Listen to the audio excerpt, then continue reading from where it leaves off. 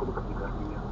ਤੇ ਇਹ ਭਾਵੇਂ ਕਿ ਜਾਤੀ ਹੋ ਗਿਆ, ਪਰ ਵਿਚਾਰਨਯੋਗ ਗੱਲ ਇਹ ਆਉਂਦੀ ਜੀ ਵੀ ਉਹਦੇ ਸਾਹਮਣੇ ਅੱਜ ਵੀ ਪੰਜਾਬੀ ਸਮਾਜ ਵਿੱਚ ਔਰਤਾਂ ਨੂੰ ਵੱਜ ਰਿਹਾ ਕਿ ਗੁਰੂ ਨਾਨਕ ਪਾਤਸ਼ਾਹ ਨੇ ਇਹ ਕਿਹਾ ਹੋਇਆ ਕਿ ਮੰਦਾ ਅਰਥੀ ਵਿੱਚ ਜੰਮਿਆ ਰਾਜਾ, ਬਹੁਤ ਦੀ ਮਾਂ ਉਸ ਜਿੱਥੇ ਕਿ ਕਲਪਨਾ ਚਾਵਲਾ ਵਰਗੀਆਂ ਬੀਬੀਆਂ ਕੁੜੀਆਂ ਤੇ ਜਿੱਥੇ ਕਿ ਹੁਣ ਪੁਲਿਸ ਦੇ ਵਿੱਚ ਵੱਡੇ ਵੱਡੇ ਅਹੁਦਿਆਂ ਉੱਤੇ ਔਰਤਾਂ ਕੰਮ ਕਰ ਰਹੀਆਂ ਨੇ, ਜਿੱਥੇ ਕਿ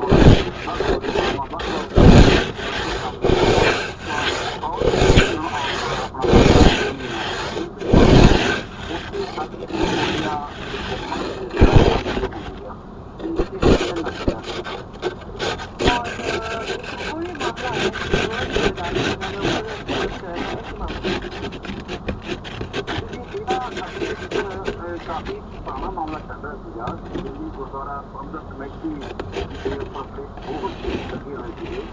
ਉਹ ਕਹਿ ਰਹੇ ਨੇ ਵੀ ਜਿਹੜਾ ਜਿੱਤ ਹੈਗਾ ਨਾ ਅਵਤਾਰ ਦੀ ਜਿੱਤ ਹੈਗੇ ਆ, ਅਵਤਾਰ ਦੀ ਜਿੱਤ ਨੂੰ ਦਿੱਲੀ ਗੁਰਦੁਆਰਾ ਪ੍ਰਬੰਧਕ ਕਮੇਟੀ ਨੇ ਹਰ ਕਿਸੇ ਨੂੰ ਸਕੂਲ ਦਿੱਤਾ ਹੋਇਆ। ਦੇਖਿਆ ਕਿ ਉਹ ਜਗ੍ਹਾ ਜਿਹੜੀ ਹੈਗੀ ਆ ਉਹਨੂੰ ਖੁਰਦ ਬੁਰਦ ਕੀਤਾ ਜਾ ਰਿਹਾ।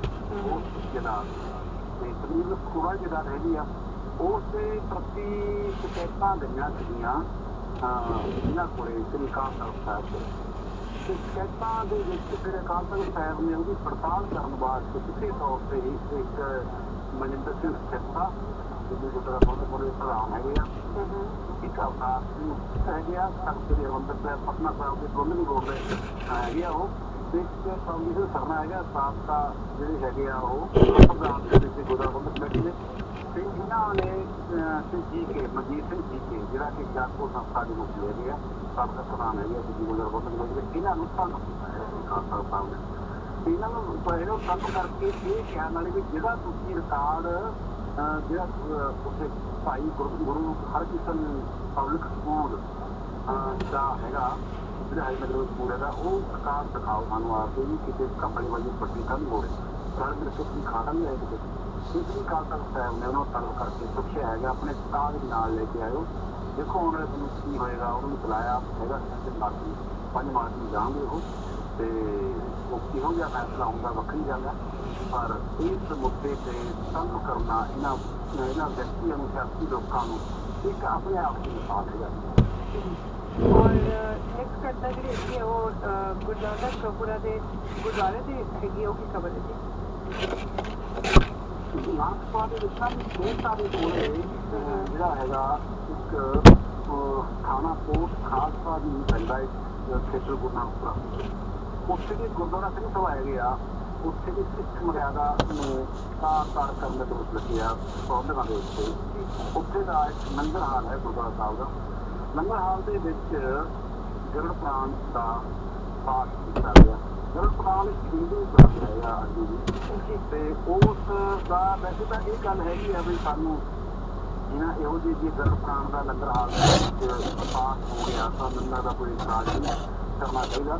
ਪਰ ਜਿਹੜੇ ਸਿੱਖ ਹੈਗੇ ਆ, ਹੁਣ ਜਿਹੜੀ ਇੱਕ ਸਰਕਾਰ ਕਮੇਟੀ ਹੈਗੀ ਆ, ਉਹ ਸੇਵਾਦਾਰ ਰਵੀਰ ਸਿੰਘ ਮੁੱਛੜ ਹੈਗੇ ਆ, ਰਵੀਰ ਸਿੰਘ ਮੁੱਛੜ ਨੇ ਇਹ ਕੀਤਾ ਕਿ ਗਲਤ ਹੋਇਆ ਦਰਬਾਰ ਸਾਹਿਬ ਦੇ ਵਿੱਚ ਲੰਗਰ ਹਾਲ ਦੇ ਵਿੱਚ ਨੰਗੇ ਪੈਰੀ ਉੱਥੇ ਬੰਦੇ ਗਏ, ਇਹਨਾਂ ਬੰਦੇ ਆਪਣਾ ਜੁੱਤੀਆਂ ਪਾ ਕੇ ਬੈਠੇ ਸੀ, ਨੰਗੇ ਸਿਰ ਉੱਥੇ ਲੋਕ ਬੈਠੇ ਸੀਗੇ ਤੇ ਗੁਰਦੁਆਰਾ ਸਾਹਿਬ ਦੀ ਮਰਿਆਦਾ ਨਹੀਂ ਦੇਖੀ। ਗਰੜ ਪ੍ਰਾਣ ਦਾ ਪਾਠ ਕਰਨਾ ਕੋਈ ਮਾੜੀ ਗੱਲ ਨਹੀਂ, ਪਰ ਹਾਲਾਤ ਇਹ ਹੈ ਕਿ ਉੱਥੇ ਗੁਰੂ ਗ੍ਰੰਥ ਸਾਹਿਬ ਦੀ ਮਰਿਆਦਾ ਵੀ ਬਾਹਰ ਰੱਖਣੀ ਚਾਹੀਦੀ ਹੈ। ਇਹ ਮੁੱਦਾ ਕਾਫੀ ਪੁੱਛਿਆ ਹੈ, ਕਾਫੀ ਭੜਕ ਰਿਹਾ ਹੈ, ਕਿਸੇ ਨੂੰ ਭੜਕਾਇਆ ਵੀ ਜਾ ਰਿਹਾ ਕਿ ਭਾਵੇਂ ਕਿ ਗੁਰਦੁਆਰਾ ਪ੍ਰਬੰਧਕ ਕਮੇਟੀ ਨੇ ਇਹਦਾ ਪਰਮਜੀਤ ਸਿੰਘ ਪ੍ਰਧਾਨ ਹੈਗੇ ਆ, ਉਹਨਾਂ ਨੇ ਮਾਫੀ ਮੰਗੀ ਹੈ। ਉਹਨਾਂ ਨੇ ਕਿਹਾ ਕਿ ਅੱਗੇ ਤੋਂ ਅਸੀਂ ਇਹੋ ਜਿਹਾ ਕੰਮ ਨਹੀਂ ਕਰਾਂਗੇ। ਉਹਨਾਂ ਨੇ ਕਿਹਾ ਕਿ ਪਹਿਲਾਂ ਵੀ ਇਸ ਤਰ੍ਹਾਂ ਇੱਥੇ ਕਰਦੇ ਆਏ ਹਾਂ ਗੁਰਦੁਆਰਾ ਸਾਹਿਬ ਦੇ ਵਿੱਚ, ਪਹਿਲਾਂ ਵੀ ਗੁਰੂ ਪ੍ਰਾਣ ਦਾ ਪਾਠ ਜਾਂ ਇੱਥੇ ਹੋਰ ਹਿੰਦੂ ਗ੍ਰੰਥਾਂ ਦੇ ਪਾਠ ਹੁੰਦੇ ਆਏ ਆ ਲੰਗਰ ਹਾਲ ਦੇ ਵਿੱਚ, ਇਸ ਕਰਕੇ ਲਗਾਤਾਰ ਚੱਲ ਰਿਹਾ ਸੀਗਾ, ਅੱਗੇ ਤੋਂ ਅਸੀਂ ਨਹੀਂ ਕਰਾਂਗੇ। ਇਹੋ ਜਿਹੇ ਜਿਹੜੇ ਧਰਮ ਦੇ ਲੋਕ The East End is about to get hit and blasted with even more snow. We're talking about areas like Oshawa headed over towards Coburg, and even including areas like Pickering and Whitby from this.